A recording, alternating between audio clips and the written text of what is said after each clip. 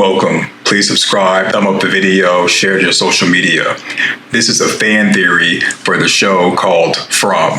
It is on MGM+. It is a fan theory that contains spoilers. Viewer discretion is advised.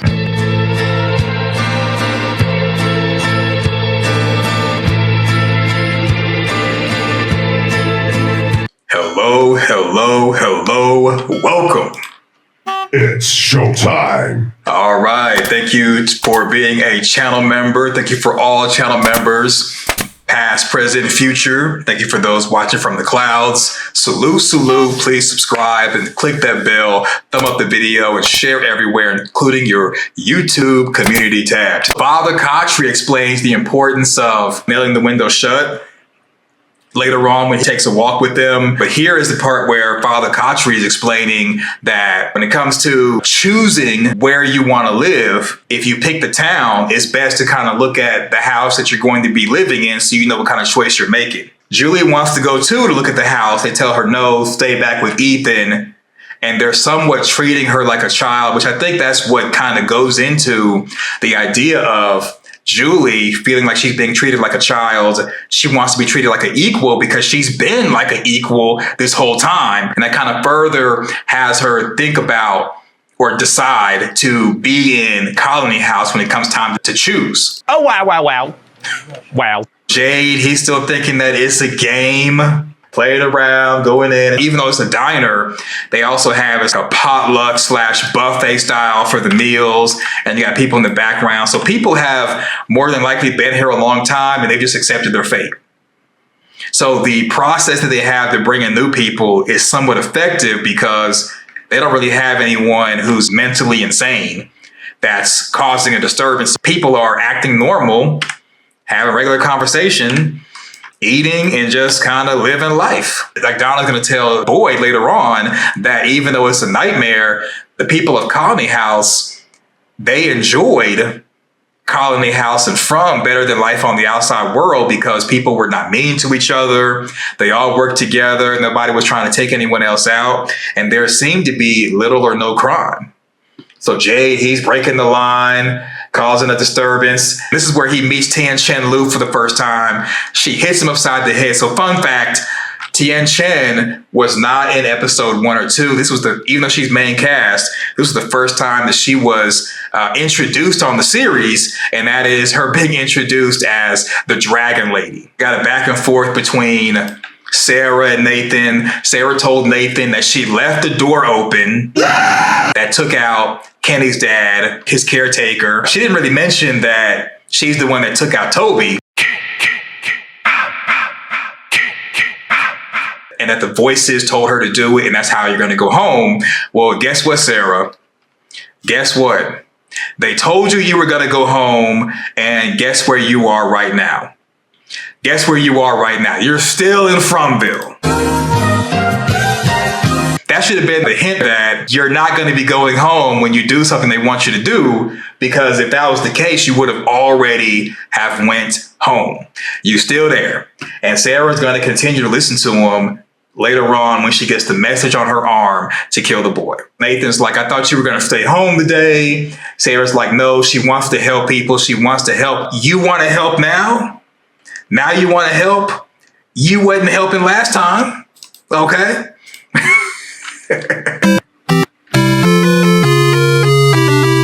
She's wanting to help and please people and be the one to send people home. Well, she's sending people home, but sending them home in body bags, okay? In body bags. Yeah, sending them home in body bags. That's one way to help them, Sara. Father Khatri, he's giving them the talk, the other talk, if you're going to be staying in town. And that is the importance of nailing the window shut, covering the windows, and how the talisman stones work. I think it's kind of funny. They nail the windows shut so that the children don't open the windows when Kevin, who's a grown man, ends up opening the window for Jasmine later on in the season. Uh-oh, stinky. You all are worried about the kids opening up the windows, but not worrying about these simps opening up the windows. Simping activate. gives him the talk, and he tells him that the people who survive are the ones who adapt. The extras in the background, they're doing normal stuff as they're walking through town. I even saw one scene where, not this episode, but I saw a scene, I think it was episode season 3, not really sure where. We'll get to that point, I'll point it out, but there was a guy walking around with a gas can. They're really acting like it's normal, and I mean, what else can you do? Because you will go crazy. The extras in the background, they're doing normal people stuff. Father Kotri explains the box is the only form of punishment for getting someone unalived, and they've never used it until this episode. Based off of what Father Kotri is saying, Sara should have went in the box. She didn't go, and that's when people started to lose faith in Boyd. Jim has already accepted that Fromville is home. Tabitha's kind of like, I don't really believe this. This is crazy.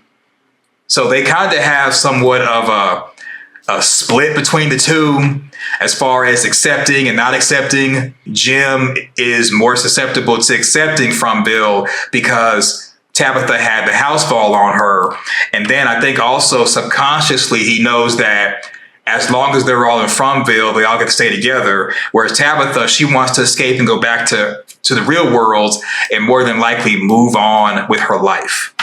So guess where Father Kotri sends the Matthews or takes the Matthews?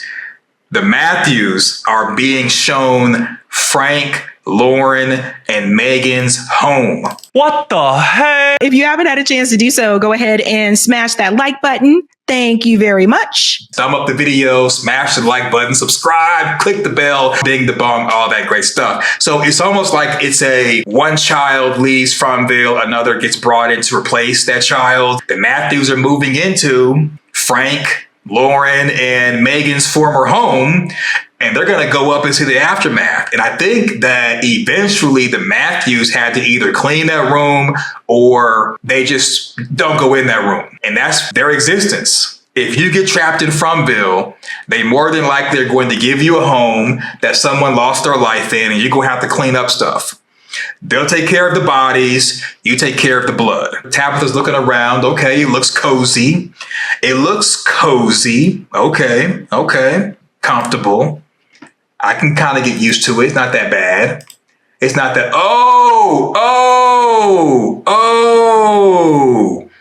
wow. They see why it's bad. They show them what reality is like in there. Emotional damage. This is what the reality of Fromville is. If the creatures get in, they're making a mess. They're not going to wear a bib. Killing spree. Killing frenzy. They're going to make a big mess, and you're going to have to clean it up if you choose to want to live in the town. No hospitality whatsoever. Jim accepts their fate. Tabitha is resistant. No cleanup crew. Imagine checking into a motel. You check in and you're looking around and you're like, you know what? Did y'all clean the room? Because it looks dirty. And they tell you like, hey, it's as is. And then you pull back the cover and there's stuff on the sheets. Yeah, this is what you got to sleep in, buddy. Yeah, that's what you got to sleep in. Jim, he's like, hey, this is life now. We're stuck here. I was in the RV at night. I heard those things. Well, what he doesn't know, and he's still at the point where he's not really talking to Tabitha and asking questions, because even though Jim heard those things, Tabitha saw those things and had a nightmare. But again, they have a rift in their marriage where they're not talking, and they're more not really talking to each other, but talking at each other.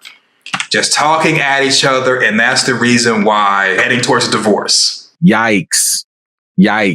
Jim is go along to get along. Tabitha's like, no, this is crazy. And so he's even touching her face.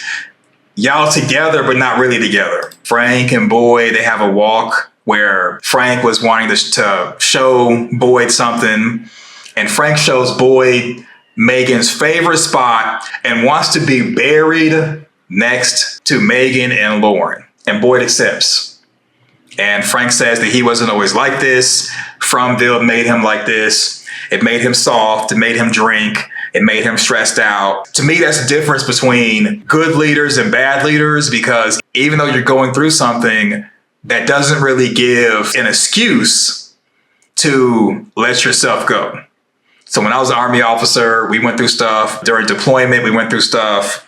Back in garrison, we went through stuff. And it's kind of like, if you're going to be a leader, you got to be a leader through the good and the bad. You can't just simply throw your hands up and let yourself go. And because he did that, that's what kind of caused his family to lose their lives, because Frank did not nail the window shut. I mean, yeah, Lauren could have as well, but Frank is head of household, or he's supposed to be, as far as gender role, and he dropped the ball. And he said it's because of Fromville, but we see that someone like Boyd hasn't fallen off. None of the other characters have fallen off. So I think that Frank went into Fromville already weak-minded, and it just kind of changed him. The same way that if Sara was weak-minded, it controlled and manipulated her. The weaker ones who are mentally weak, they're the ones that are easily controlled and manipulated, and in Fromville gets them to do things they normally wouldn't do. I wouldn't be surprised if it's a spinoff show or some type of prequel or something, or maybe even a flashback during season 4 where it shows Frank hearing voices and he drank to keep from hearing those voices. I don't know. I mean, it's a retcon if they do that, but I think it's kind of what happened to Frank. He was already weak-minded. Now, you might say if anybody goes into Fromville, it's understandable they'd be stressed out because they're in a doomed situation, but your family's there. So even though you're in a doomed situation, you still want to hold it together for your family, especially for your children. I don't know, that's just my 2 cents.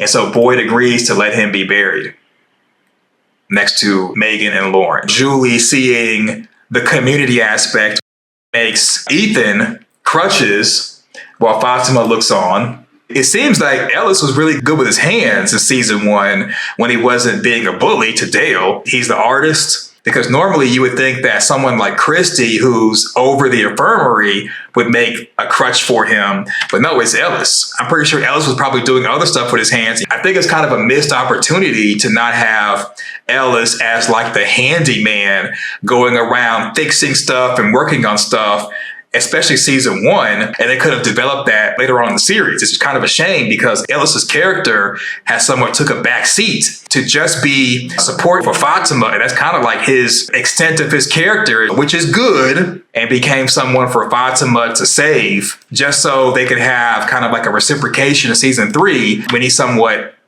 saves her in a way. Julie's wondering, why are everybody doing all these things for us? Because we're strangers. Why are you guys doing it? And it's because that in Fromville, they're one big community, unlike in the real world where to get something from someone, you got to pay them or you owe them a favor, or they may want relations from you. Like here in Fromville, people are really setting aside their selfishness and individuality, especially Colony House, and they're a community. And Julie really likes that. And I think that's the reason why she chooses Colony House, and also why Julie starts to develop things for Fatima that we're going to see later on in the season. Yep, Fatima was what kept everybody together. Jade still thinks it's some type of escape room type of situation. He's obnoxious with it, having a conversation with Kenny. And Jade decides, I'm going to go look for clues to solve this mystery, to solve this puzzle, foreshadowing that he's going to be the one that want to solve stuff.